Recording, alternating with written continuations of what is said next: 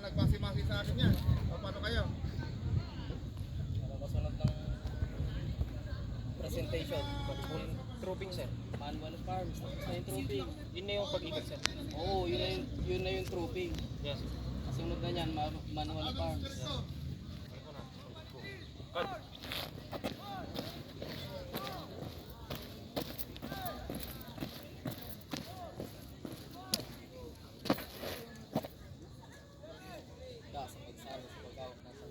Humanda sa pagsasanay sa paghawak ng sandata. Handa sa pagsasanay sa paghawak ng sandata. Yes. Handa sa pagsasanay sa paghawak ng sandata. Gonang balikot!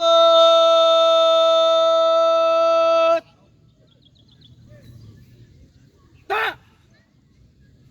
Yabaan mo pa nga yung pagkumanta. Yes. Tintayan. Hindi maririnig ng dulo yan. Dulo to dulo ka tingin. Yes. Kaliwang balikot!